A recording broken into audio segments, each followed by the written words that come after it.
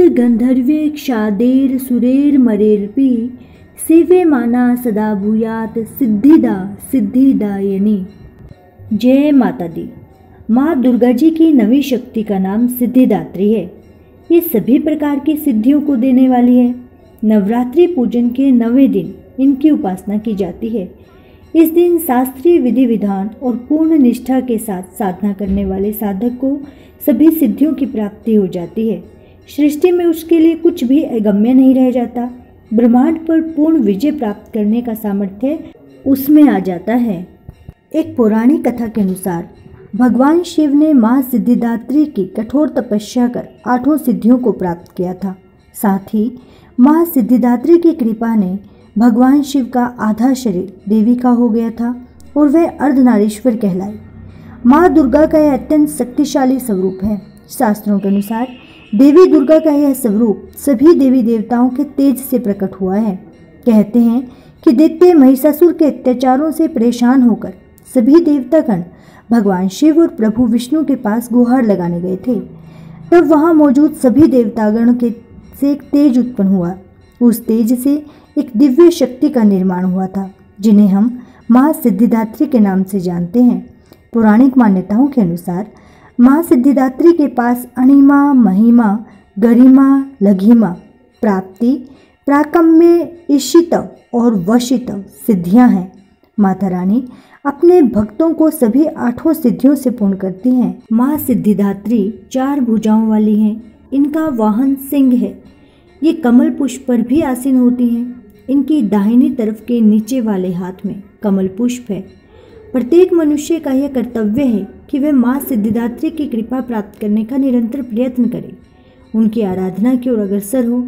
इनकी कृपा से अनंत दुख रूप संसार से निर्लिप्त रहकर सारे सुखों को भोग करता हुआ मनुष्य अंत में मोक्ष को प्राप्त कर सकता है। 9 दुर्गाओं में माँ सिद्धिदात्री अंतिम है। अन्य 8 दुर्गाओं की पूजा उपासना शास्त्रीय विधि विधान के अनुसार करते हुए भक्त दुर्गा पूजा के 9वें दिन इनकी उपासना में प्रवृत्त होते हैं। इन सिद्धिदात्री माँ की उपासना पूर्ण कर लेने के बाद भक्तों और साधकों की लौकिक, पारलौकिक सभी प्रकार की कामनाओं की पूर्ति हो जाती है। सिद्धिदात्री माँ के कृपा पात्र भक्त के भीतर कोई ऐसी कामना शेष बचती ही नहीं जिससे वह पूर्ण करना चाहे। वह सभी सांसारिक इच्छाओं, आवश्यकताओं और सप्रियाओं से ऊपर उठकर मानसिक रूप से माँ भगवती के दिव्य लोकों में विचरण करता हुआ उनके कृपा रस पीयूष का निरंतर पान करता हुआ विषय भोग शून्य हो जाता है।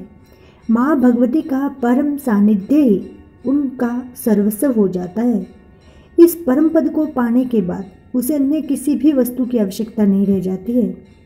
माँ के चरणों का यह सानिध्य प्राप्त करने के लिए हमें निरंतर नियमनिष्ठ रहकर उनकी उपासना करनी चाहिए।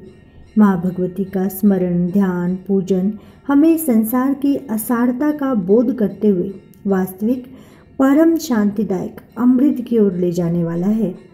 आज के युग में अत्यधिक कठिन तप कोई नहीं कर सकता, लेकिन अपनी शक्ति अनुसार जप, तप, पूजा, अर्चना कर कुछ तो माँ की कृपा का पात्र बनता ही है।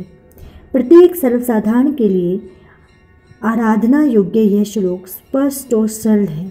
माँ जगदम्ब की भक्ति पाने के लिए हमें या देवी सर्वभूतेषु माँ सिद्धिदात्री रूपेण संस्थिता नमस्तस्यै नमस्तस्यै नमस्तस्यै नमो नमः इस श्लोक का जाप करना चाहिए। इस मंत्र के उच्चारण से माँ की हमें कृपा प्राप्त होती है। इसका अर्थ है, हे माँ, सर्वत्र विराजमान माँ सिद्धिदात्री के रूप में प्रसिद्ध अम्बे, आपको मेरा बार बार प्रणाम है। हे माँ, मुझे अपनी कृपा का पात्र बनाओ। इसके उपरांत देवी सूक्त, समय याचना तथा सिद्ध कुंजिका स्त्रोत का भी पाठ करना चाहिए। आप इसका श्रवण भी कर सकते हैं। इसके उपरांत माँ को भोग लगाया जाता है तथा कन्या का पूजन किया जाता है।